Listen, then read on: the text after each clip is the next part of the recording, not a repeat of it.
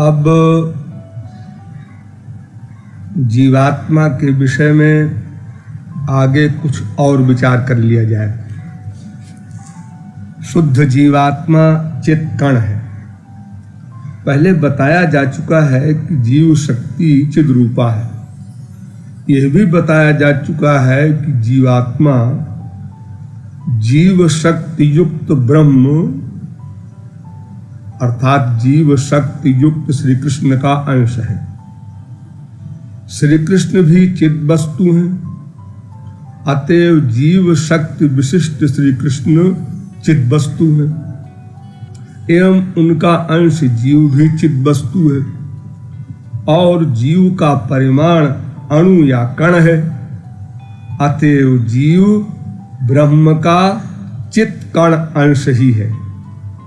श्री कृष्ण विभु हैं, अतएव उनको विभुचित कहा गया और जीव को अणुचित कहा गया। भगवान के स्वांश भगवत स्वरूप गण सब ही भगवान के पार्षद परिकर विभुचित हैं, इसलिए वे सब ही सर्वज्ञ अनंत और विभु हैं। अर्थात भगवान के समस्त अवतार आदि सर्वे पूर्णा शाश्वताश्च के अनुसार सभी अवतार सर्वज्ञ अनंत एवं विभु हैं और उनका विभिन्न अंश जीव अनुचित है। दूसरी बात, जीव का नित्यत्व है।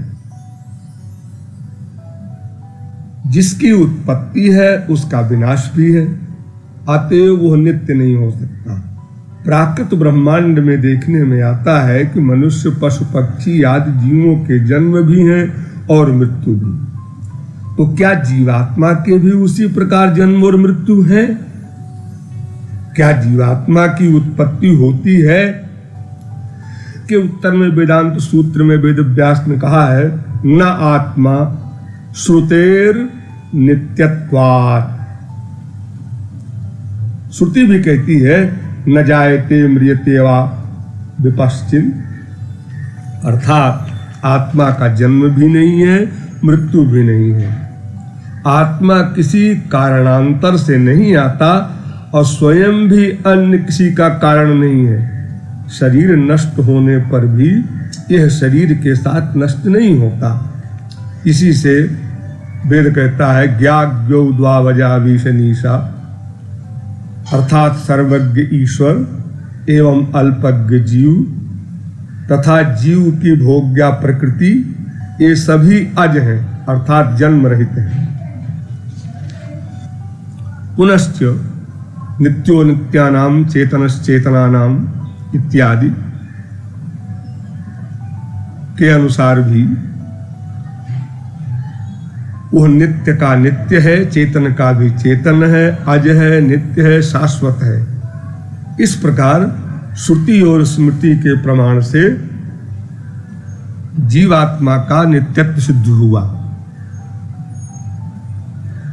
ये जो कहा जाता है यज्ञदत्त का जन्म हुआ, यज्ञदत्त की मृत्यु हुई, ये लौकिक व्यवहार है।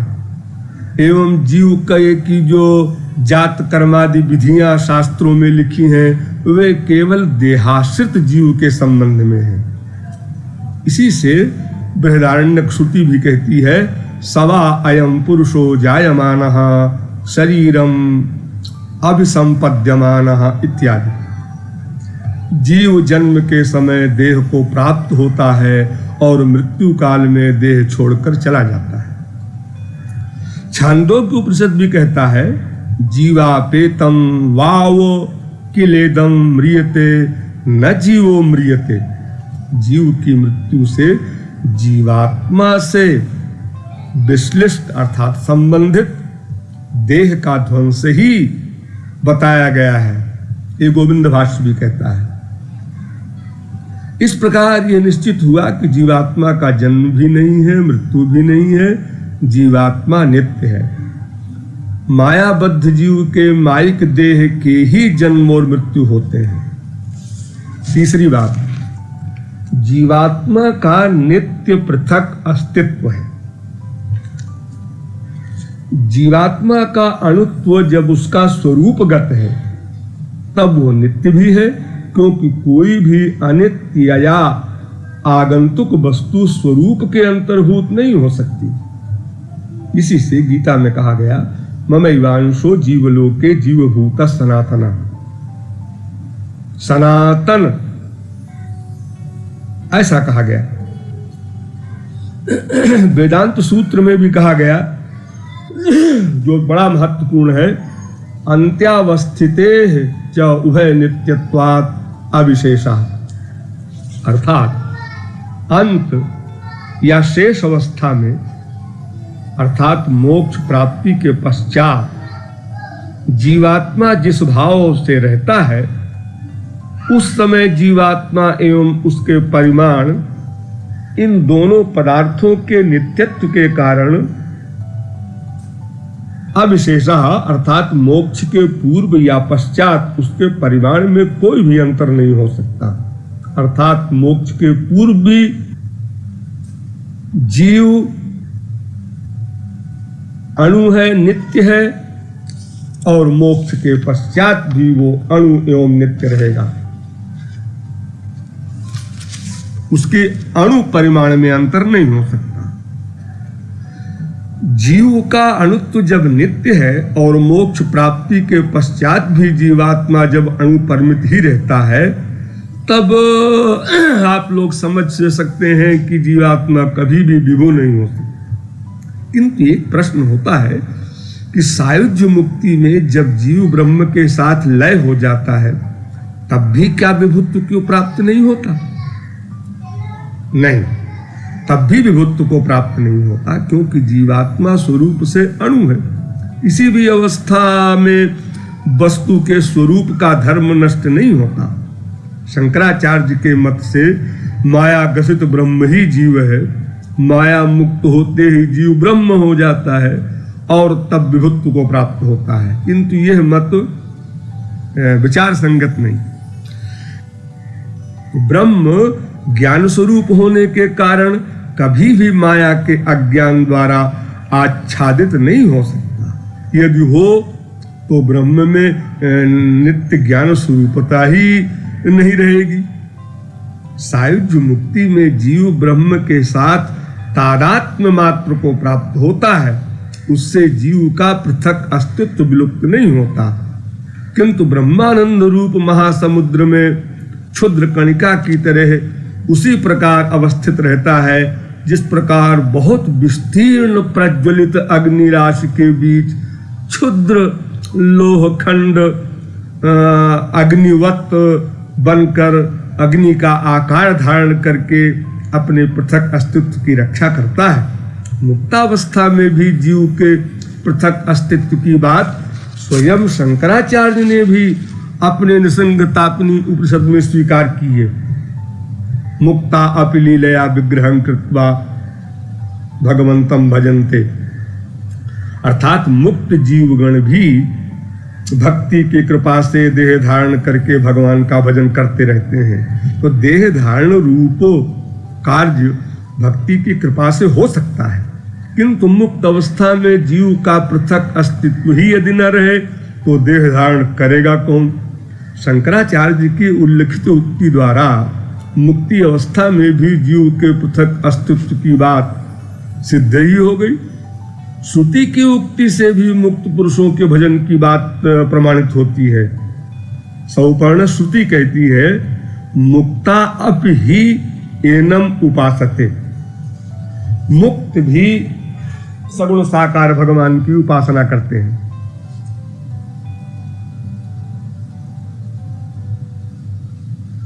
ब्रह्म सूत्र में भी इसके लिए एक सूत्र बना दिया गया, अप्रयणात् तत्रापि ही दृष्टम।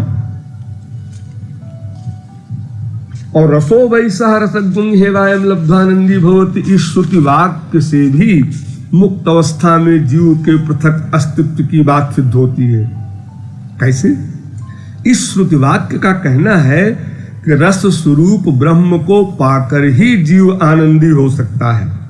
मुक्त अवस्था में ही रस स्वरूप ब्रह्म को पाया जा सकता है, इसके पूर्व नहीं। तो उनको पाकर जीव आनंदी होता है। यही बात श्रुति ने कही है। आनंद होता है ऐसा नहीं कहा। आनंद पृथक वस्तु है, आनंदी पृथक वस्तु है। जैसे धन एक पृथक वस्तु है और धनी दूसरी वस्तु है। अतएव आनंदी शब्द से ही मुक्त जीव का पृथक अस्तित्व सूचित होता है। विष्णु पुराण ने बड़ा सुंदर लिखा है, विभेद जन के ज्ञाने नाशमात्यंतिकं गते आत्मनो ब्रह्मणो भेद मसंतं कः करिष्यति। जीव गोस्वामी ने इस श्लोक की व्याख्या की है, जिसमें मुक्त जीवों के पृथक अस्तित्व की बात सिद्ध की है। जैसे देवत्व मनुष्यत्वादि लक्षणों विशेषतो यो भेदस्तस्य जनकेपि अज्ञाने नाशंगते ब्रह्मणः परमात्मनः सकाशात् आत्मनो जीवस्य जो भेदः स्वाभाविकः तम भेदम असंतम कः करिष्यति अपितु संतम इत्यादि। अर्थात अज्ञान के नष्ट हो जाने पर भी, भेद के नष्ट हो जाने पर भी आत्मा और परमात्मा का जो भेद है उसको कौन मिथ्या कर सकता है। उल्लिखित प्रमाण आदि से जाना जाता है कि मुक्त जीव का पृथक अस्तित्व रहता है। नंबर 4, जीवात्मा संख्या में अनंत है। बालाग शतभागस्य इस श्रुति वाक्य के अंतर्गत अनंत शब्द का अर्थ ही जीव गोस्वामी ने परमात्मा संदर्भ में अनंत संख्या किया है। यह पहले ही बताया जा चुका है। अतएव इस श्रुति वाक्य से जीव की संख्या अनंत निर्धारित होती है। भागवत में भी अपरिमिता ध्रुवास्तनुभृतो यदि सर्वगतास्तर्हि न शास्यते इत्यादि श्लोकों की टीका में 10:87-30 जीव गोस्वामी ने लिखा है, अपरिमिता वस्तुतः एवं अनंत संख्या नित्यास्य ये तनुभृतो जीवास्ते। जीव की संख्या अनंत है एवं जीव नित्य है। उक्त श्लोक की श्रीधर टीका की उक्ति भी इसी प्रकार है। अर्थात भागवत का यही कहना है कि जीवों की संख्या अनंत है। जीव के स्वरूपगत अणुत्व से भी जीव की संख्या की अनंतता सूचित होती है। इस ब्रह्मांड में हम अनंत कोटि देहधारी जीव देखते हैं। इन सब के हृदय में अणुरूप जीवात्मा विद्यमान है। अनंत कोटि देहों में अनंत कोटि जीवात्मा है। अतएव जीवात्मा की संख्या अनंत है। 5वां, जीव ज्ञान स्वरूप एवं ज्ञाता भी है। पहले बताया जा चुका है कि जीव चिद रूप है, चैतन्य स्वरूप ज्ञान स्वरूप है। ज्ञान स्वरूप होकर भी ज्ञाता है। यही बात वेदांत सूत्र भी कहते हैं। जैसे ज्ञः अतएव, यह वेदांत सूत्र। जीव ज्ञः अर्थात ज्ञाता है। इस संबंध में वेद भी कहता है, अथ यो वेद इदं जिघ्राण इति स आत्मा छंदोग्ध। अर्थात जो जानता है कि यह आघ्राण कर रहा है वही आत्मा है। प्रश्नोपनिषद भी कहता है, ये बड़ा इंपॉर्टेंट है, एष ही दृष्टा श्रोता घ्राता रसयिता मंता बोधा कर्ता विज्ञानात्मा पुरुषा।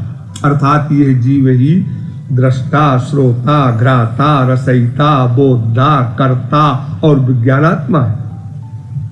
जीव गोस्वामी ने भी कहा है, अतएव जीवात्मा अनुचित होने के कारण उसका ज्ञान भी अवश्य स्वल्प है। जीव स्वल्पज्ञ है, किंतु विभूचित होने के कारण ब्रह्म सर्वज्ञ है। नंबर 6, जीव का कर्तृत्व है, अर्थात जीव करता है। वेदांत सूत्र में लिखा है कर्ता शास्त्रार्थवत्ता, अर्थात जीव का कर्तृत्व है। गोविंद भाष्य भी कहता है जीव एव कर्ता न गुणा। जैसे स्वर्ग कामो यजेत आत्मानमेव लोकमुपासीत इत्यादि शास्त्रों के अनुसार, वेदों के अनुसार जीव के लिए यज्ञादि करने का आदेश दिया गया है। इससे जीव ही करता है, माइक गुण करता नहीं है। स्वर्ग की कामना वाला व्यक्ति यज्ञ करे, इसकी सार्थकता चेतन करता जीव में ही देखी जाती है। गुण का कर्तव्य स्वीकार करने पर उक्त प्रकार से शास्त्र वाक्यों की निरर्थकता हो जाती है, क्योंकि कर्म ही फल का हेतु है। इस प्रकार की बुद्धि उत्पन्न करके फल भोगाकांक्षी जीव को शास्त्र ही कर्म में प्रवृत्त करता है। जड़ माया के जड़ गुण से इस प्रकार की बुद्धि का उत्पादन संभव नहीं है, तो जीव ही शास्त्रार्थ बुद्धि से करता हो सकता है, जड़ गुण नहीं। इसलिए जीव ही करता है, माइक गुण नहीं। किंतु एक समस्या है, यदि जीव ही वास्तविक करता है, गुण या प्रकृति करता नहीं है, तो गीता में भगवान ने अर्जुन से क्यों कहा है प्रकृते क्रियमाणानि गुणैः कर्माणि सर्वशः अहंकार विमूढ़ात्मा कर्ताहमिति मन्यते। अर्थात प्रकृति का गुण ही सब कर्म करता रहता है, भ्रमवश मायाबद्ध जीव अपने को कर्ता मानता है। इसके उत्तर में रामानुजाचार्य ने बताया है कि उल्लेखित गीतोक्ति का तात्पर्य ये है कि सांसारिक कर्म करते समय माया मुग्ध जीव सत्व रज या तम गुणों से ही प्रेरणा प्राप्त करता है।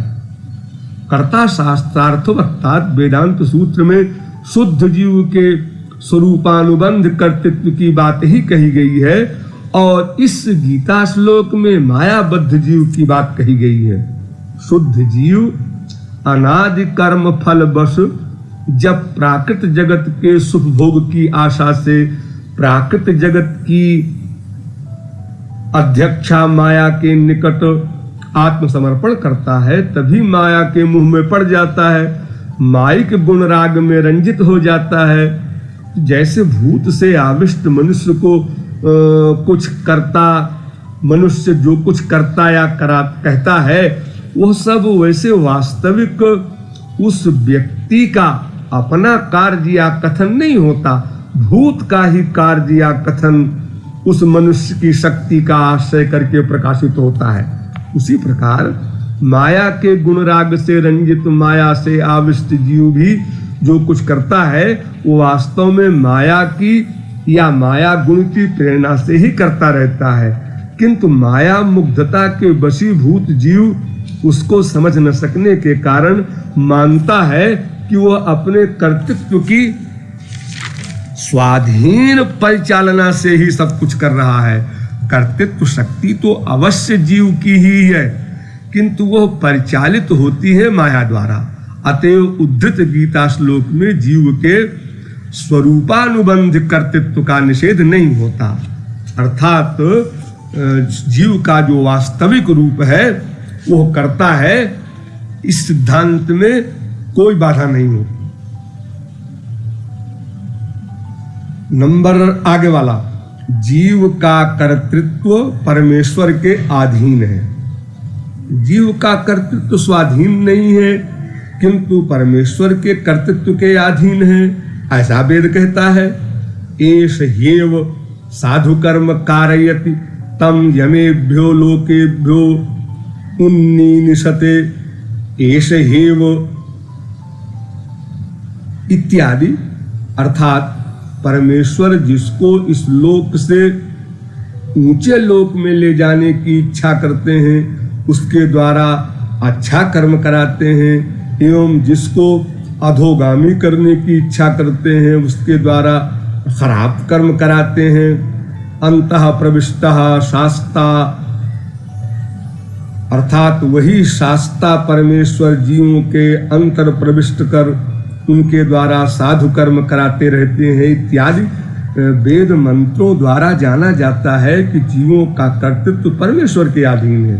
इसलिए परात्तु तच्छ्रुते है, ये वेद व्यास का सूत्र भी है जिसमें व्यासदेव ने कहा है कि श्रुति वाक्य के द्वारा जीव का कर्तृत्व परमेश्वर द्वारा प्रवर्तित कहा गया है। अब प्रश्न उठता है कि जीव का कर्तृत्व यदि परमेश्वर के अधीन है तो फिर शास्त्रोक्त विधि निषेध की सार्थकता क्या रही? क्योंकि जो व्यक्ति अपनी इच्छा के अनुसार कोई भी कार्य करने या न करने में समर्थ है उसी के लिए विधि निषेध है। पूर्व सूत्र के उपलक्ष्य में भी कहा गया है कि भगवान जिसको ऊंचे लोक में ले जाना चाहे उसके द्वारा अच्छा कर्म कराते हैं और जिसको नीचे लोक में ले जाना चाहते हैं उससे खराब कर्म कराते हैं। इससे क्या परमेश्वर की पक्षपातता और निष्ठुरता प्रमाणित नहीं होती? इस प्रश्न के उत्तर में वेद व्यास ने परवर्ती सूत्र में कहा है, कृत प्रयत्नापेक्षस्तु विहित प्रतिषिद्धा वैयर्थ्या दिव्या। कृत प्रयत्नापेक्षस्तु विहित प्रतिषिद्धा वैयर्थ्या दिव्या, अर्थात जीवकृत धर्म अधर्म लक्षण के प्रयत्न अनुसार ही परमेश्वर जीव के द्वारा कार्य कराते रहते हैं। अतएव विधि निषेध की व्यर्थता की बात ही नहीं उठती। कर्म और अकर्म की पृथकता से फल की पृथकता है। इस फल पृथकता के लिए परमेश्वर उत्तरदायी नहीं है, उत्तरदायी है जीव, क्योंकि जीव के हृदय में धर्म का या अधर्म का भाव विद्यमान है एवं उसी के अनुसार उसका प्रयास होता है। शंकराचार्य आदि प्रमुख भाष्यकारों ने जिस प्रकार निरूपित किया है वो बड़ा सरल है, आप लोग उससे समझिए। उन लोगों ने कहा है कि भिन्न भिन्न बीज से भिन्न भिन्न जातीय वृक्ष आदि की उत्पत्ति होती है और उनके फूल फल स्वाद गुण आदि सभी भिन्न भिन्न होते हैं, किंतु केवल बीज के रहने से ही ये सब वृक्ष उत्पन्न नहीं हो सकते। उसके लिए प्रयोजन है वृष्टि का। मेघ जल बरसाते हैं साधारणतया सभी जाति के बीज और वृक्षों के ऊपर। भिन्न भिन्न जातीय बीज या वृक्ष के लिए भिन्न भिन्न प्रकार की वर्षा नहीं होती। एक ही वर्षा के जल से भिन्न भिन्न जातीय वृक्ष एवं भिन्न भिन्न जातीय फूल फल आदि उत्पन्न होते हैं। सब वृक्षों की एवं उनके फूल फल आदि की भिन्नता का हेतु उनका बीज ही है और केवल बीज होने से ही वृक्ष आदि उत्पन्न नहीं होते। वर्षा की अपेक्षा रहती है तो वर्षा होने से भी वृक्ष आदि उत्पन्न नहीं हो सकते यदि बीज न रहे। उसी प्रकार पूर्व पूर्व कर्मों के फल से मायाबद्ध जीव के चित्त में जो कर्म की वासना उत्पन्न होती है उसी वासना के अनुसार जीव जिन कर्मों के लिए प्रयास करता है उन कर्मों को करने की शक्ति मात्र परमेश्वर देता है। जैसे मेघ जल दान करके बीज को अंकुरित करता है, बीज के भीतर सूक्ष्म रूप से वृक्ष के फूल फल आदि हैं, वृष्टि के जल से वे विकास प्राप्त करते हैं। उसी प्रकार जीव का प्रयास या प्रयास के भी मूल में जो इच्छा है उसके भीतर जीव के कर्म आदि सूक्ष्म रूप से विद्यमान है। जैसे बीज में उसके फल फूल आदि, वही इच्छा कार्य रूप में विकास प्राप्त करती है केवल परमेश्वर की शक्ति से। जीव काष्ठ पत्थर आदि के तरह इच्छा प्रयास आदिहीन वस्तु नहीं है, यदि ऐसा ही होता तो फिर जीव के सभी कर्मों के लिए परमेश्वर ही उत्तरदायी होते, किंतु ऐसा नहीं है। यदि विधौ निषेधे च परेश एव काष्ठलोष्ठ तुल्यम जीवम न्यून्यात् तर्हि तस्य वाक्यस्य प्रामाण्यम ही येत। गोविंद भाष्य कहता है, अर्थात ईश्वर द्वारा प्रेरित होकर कर्म करने के कारण जीव का कोई भी कर्तृत्व नहीं है, ऐसी बात नहीं है। जीव है प्रयोज्य कर्ता और परमेश्वर है प्रयोजक कर्ता। अतएव गोविंद भाष्य में कहा गया, तस्मात् स जीवः प्रयोज्य कर्ता परेशस्तु हेतु करता। जल के बिना जैसे बीज अंकुरित नहीं हो सकता, उसी प्रकार परमेश्वर की शक्ति के बिना जीव कोई भी काम नहीं कर सकता। काम करने की शक्ति देते हैं परमेश्वर। उस शक्ति की परिचालना द्वारा जीव अपनी इच्छा के अनुसार काम करता है। इसी से कर्म फल के लिए ईश्वर उत्तरदायी नहीं होते। स्वकर्म फल भुक्तमान, जीव अपने किए ही कर्मों का फल भोगता है।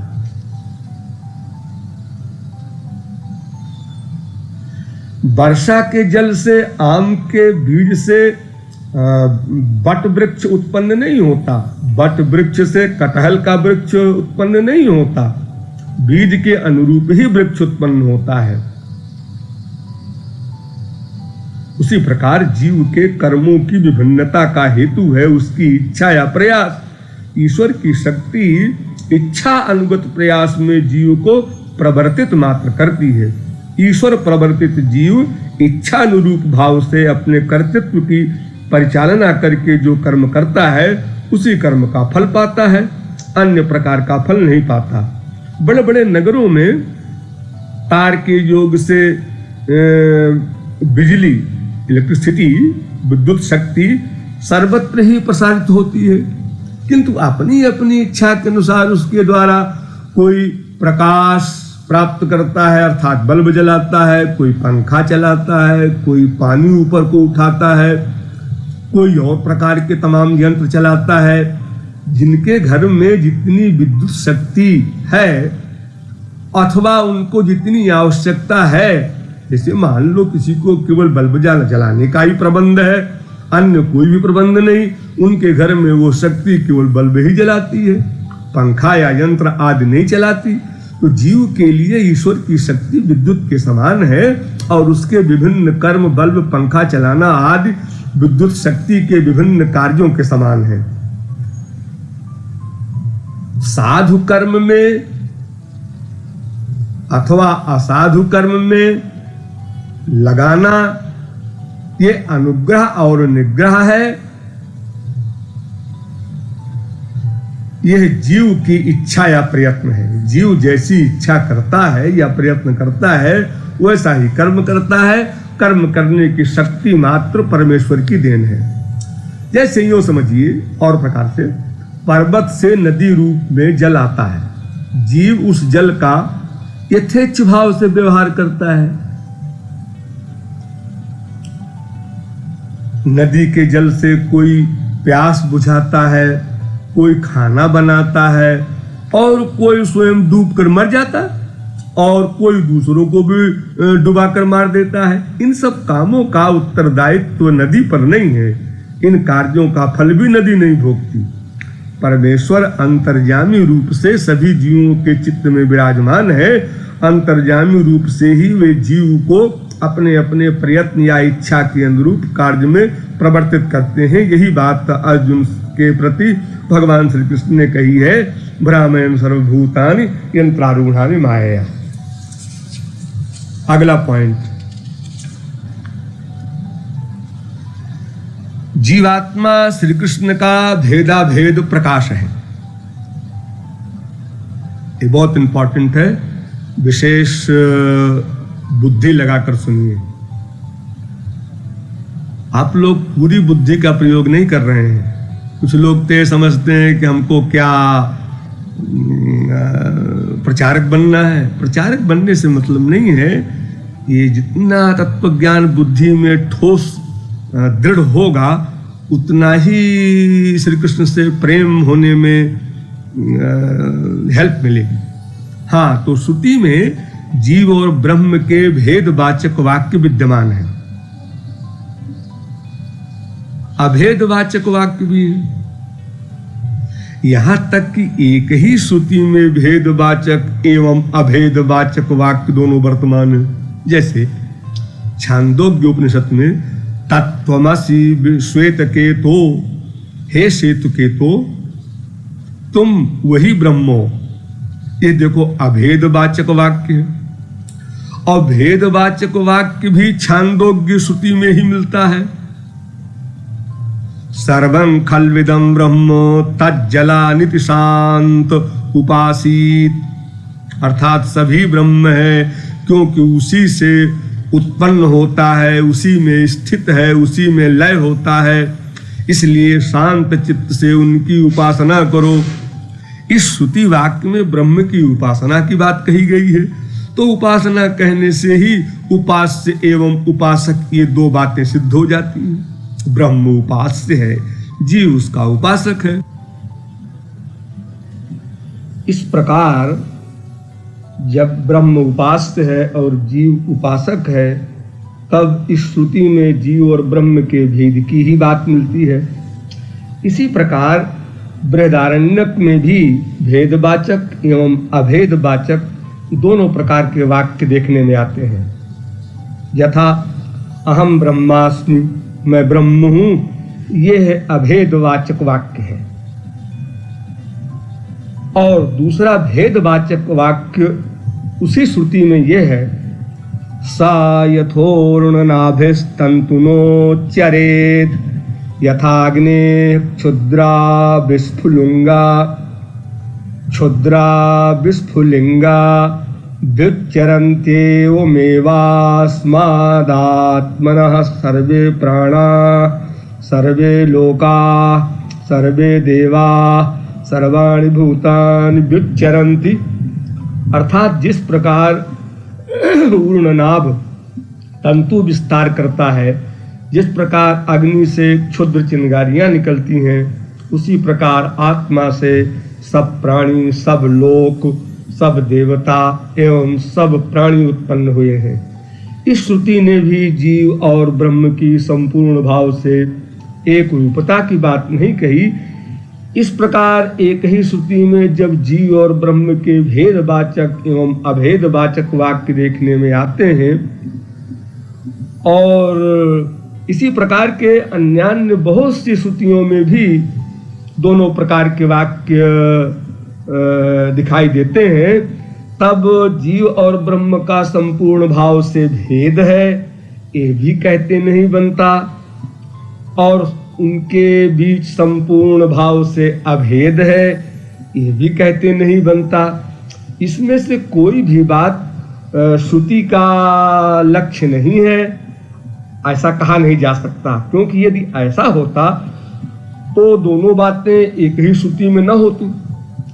भेदवाचक वाक्य भी जैसे श्रुति की उक्ति है, अभेदवाचक वाक्य भी श्रुति की उक्ति है, और दोनों प्रकार के वाक्यों में जीव और ब्रह्म के संबंध की बातें कही गई हैं, और श्रुति के वाक्य होने के कारण दोनों प्रकार के वाक्य ही अपौरुषेय हैं, अर्थात निर्दोष हैं, अतएव समान महत्व की हैं। इसी से दोनों प्रकार के वाक्यों को समान महत्व देकर इनमें समन्वय स्थापित करना होगा। समन्वय स्थापन के उद्देश्य से ही व्यासदेव ने वेदांत सूत्रों को संकलित किया है। इसी से वेदांत सूत्रों का दूसरा नाम है उत्तर मीमांसा। किंतु शंकराचार्य ने भेदवाचक श्रुति वाक्यों को ये व्यावहारिक हैं, पारमार्थिक नहीं है, ऐसा कहकर उनकी उपेक्षा की है। अपनी इस प्रकार की उक्ति के समर्थन में, अर्थात भेदवाचक श्रुतियां व्यावहारिक हैं, इसके समर्थन में उन्होंने किसी भी श्रुति वाक्य का उल्लेख नहीं किया। अतएव उनका ये कहना उनकी अपनी व्यक्तिगत राय भले ही हो, किंतु वो वेद शास्त्र सम्मत नहीं। और अब हमारे सामने एक ही मार्ग है कि इन दोनों प्रकार की श्रुतियों का समन्वय किया जाए और दोनों को बराबर महत्व देकर समन्वय हो जाए, ऐसा कोई मार्ग निकाला जाए। ऐसा रामानुजाचार्य ने भी किया है और अनेक संप्रदाय के वैष्णवाचार्यों ने किया है, किंतु सर्वाधिक महत्वपूर्ण समन्वय श्रीमन महाप्रभु गौरांग महाप्रभु चैतन्य देव ने ही किया है। उन्होंने कहा है कि जीव और ब्रह्म में भेद भी है, अभेद भी है।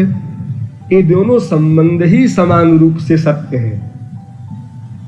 इसीलिए उन्होंने अपने सिद्धांत में कहा है, कृष्णेरो तटस्था शक्ति भेदा भेद प्रकाश।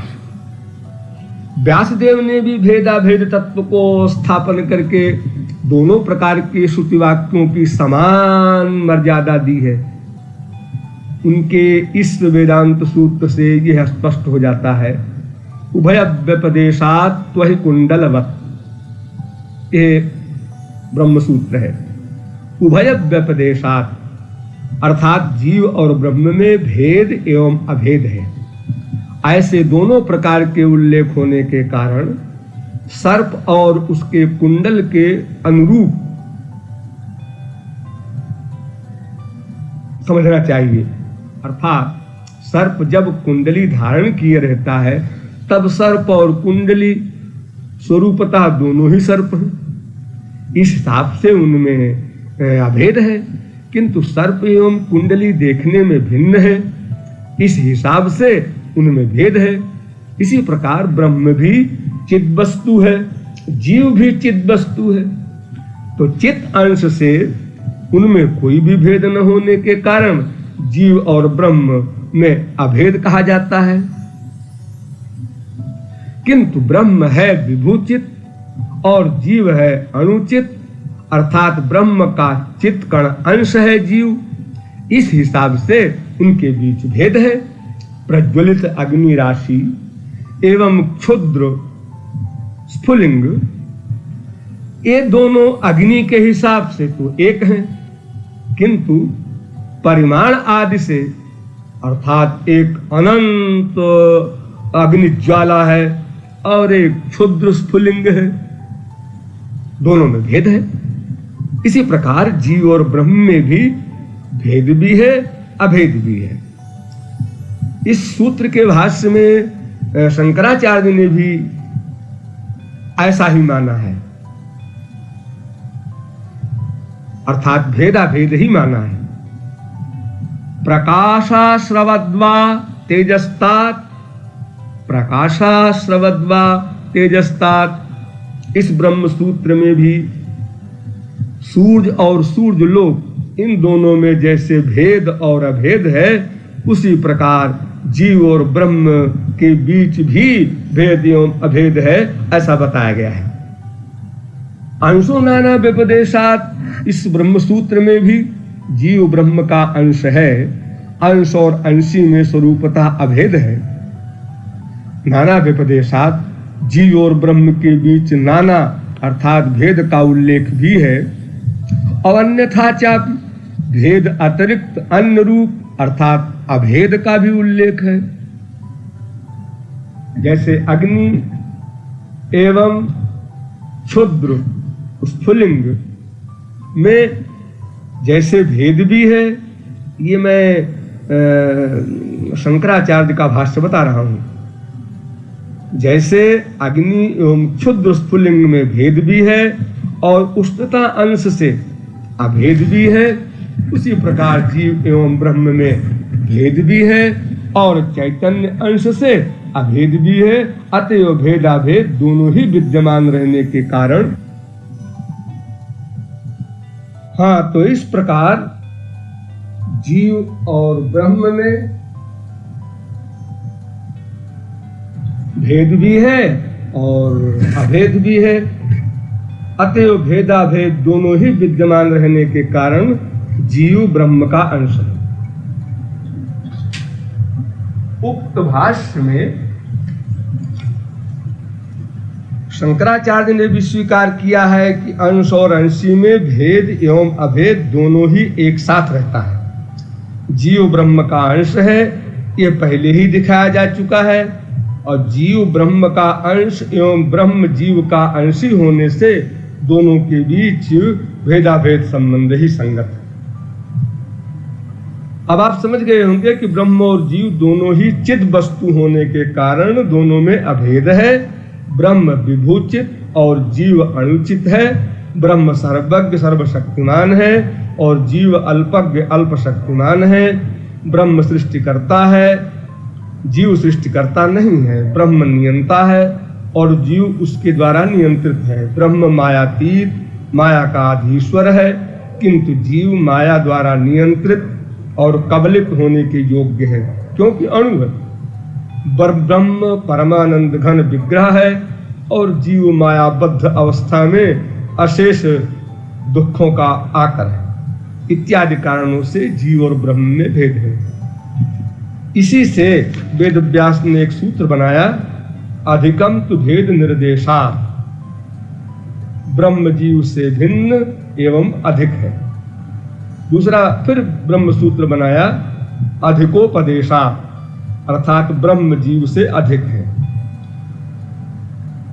और श्वेताश्वतरोपनिषद भी कहता है, पृथगात्मानं प्रेतारंच मत्वा, अर्थात ब्रह्म जीव का प्रेरक या नियंता है और जीव ब्रह्म द्वारा नियंत्रित है, इसलिए दोनों को पृथक समझना। इस प्रकार श्रुति वाक्य के अनुसार जीव और ब्रह्म के बीच एक साथ नित्य भेद और अभेद संबंध रहने से उनके बीच भेदाभेद संबंध ही प्रतिष्ठित होता है। मृगमद कस्तूरी और उसकी गंध में, अग्नि और उसकी उष्णता में जिस प्रकार भेदाभेद संबंध है, जीव और ब्रह्म में अर्थात शक्ति और शक्तिमान में भी उसी प्रकार भेदाभेद संबंध है।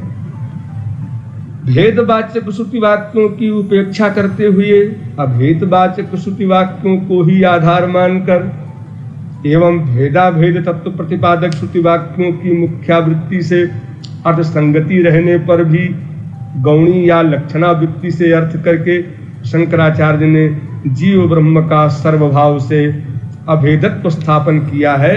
यह उनका सिद्धांत भले ही उनका व्यक्तिगत हो, किंतु वह सर्वमान्य नहीं।